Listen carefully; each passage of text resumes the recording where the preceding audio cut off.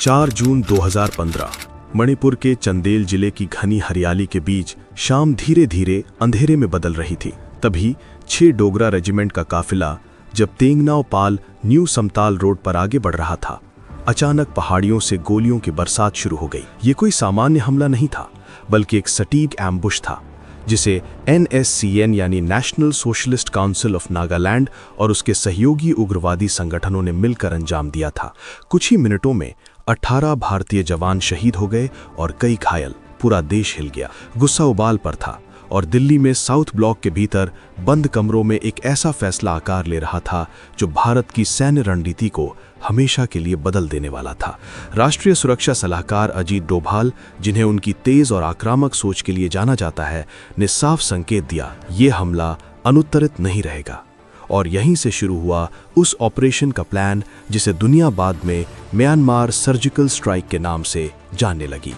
Intelligence agencies, raw, military intelligence और technical surveillance ने मिलकर हमले के पीछे छिपे नेटवर्क को ट्रैक किया।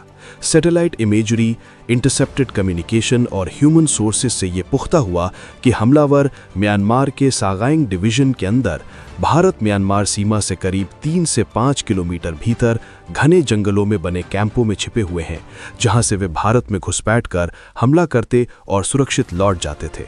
लेकिन इस बार उन्हें अंदाजा नहीं था कि शिकार खुद शिकारी बन चुका है।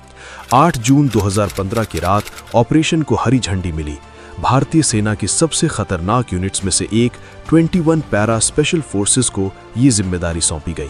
ये वो जवान थे जो डायरेक्ट एक्शन और डीप स्ट्राइक मिशनों में माहिर माने जाते हैं। असम के जोरहाट एयरबेस से ALH ध्रुव हेलीकॉप्टर्स ने उन्हें सीमा के करीब उतारा, लेकिन असली मिशन पैदल ही होना था। घना जंगल, बारिश से भीगी जमीन, हर झाड़ी में छिपे खतरे और दुश्मन के इलाके में घुसने का रिस्क।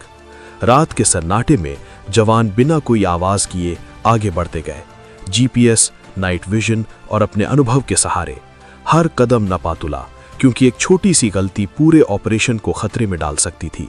जैसे जैसे वे लक्ष्य के करीब पहुंचे, उन्हें दुश्मन के कैंप की हलचल साफ सुनाई देने लगी। हथियारों की आवाज, बातचीत के टुकड़े और लापरवाही का वो एहसास जो अक्सर सुरक्षित समझे जाने वाले ठिकानों में होता है। लेकिन उन्हें नहीं पता था कि चारों तरफ से मौत उन्हें घेर चुकी है। सुबह होने से ठीक पहले तय समय पर ऑपरेशन शुरू हुआ। पहले साइलेंट मूव, फिर अचानक विस्फोट और गोलियों की तेज आवाज। भारतीय कमांडोज ने चारों तरफ से कैंप को घेर कर हमला बोला। ग्रेनेड्स और ऑटोमेटिक वेपन से कुछ ही मिनटों में आतंकियों के होश उड़ गए। कई उग्रवादी भागने की कोशिश में जंगल की ओर दौड़े, लेकिन वहां भी घात लगाए कमांडोज तैयार थे। यह हमला इतना सटीक और तेज था कि दुश्मन को संभलने का मौका तक नहीं मिला। करीब 30 से ज्यादा उग्रवादी मारे गए, उनके कैंप पूरी तरह तबाह कर दिए गए, हथियारों के जखीरे नष्ट कर दिए गए। पूरे ऑपरेशन के दौरान भारतीय सेना का कोई बड़ा नुकसान नहीं हुआ और मिशन पूरा होते ही कमांडोज उसी खामोशी से वापस लौट आए जैसे आए थे। हेलीकॉप्टर्स ने उन्हें सुरक्षित भारतीय सीमा में वापस पहुंचा दिया। जब सुबह की पहली खबरें बाहर आईं तो देश को पता चला कि भारत ने पहली बार इतनी खुलकर सीमा पार जाकर जवाब दिया है। सरकार ने भले ही सीमित जानकारी साझा की, लेकिन रक्षा मंत्री मनोहर पर्रिकर और सेना के अधिकारियों के बयान से साफ था कि ये एक कैलिब्रेटेड और टारगेटेड ऑपरेशन था। अजीत डोभाल की ऑफेंसिव डिफेंस रणनीति इस मिशन में साफ दिखाई दी, यानी दुश्मन के हमले का इंतजार करने के बजाय उसे उसके ठिकाने पर जाकर खत्म करना। इस ऑपरेशन का असर सिर्फ एक रात तक सीमित नहीं रहा, बल्कि पूर्वोत्तर में सक्रिय उग्रवादी संगठनों के मन में डर बैठ गया। अब उन्हें समझ आ गया कि सीमा उन्हें बचा नहीं सकती।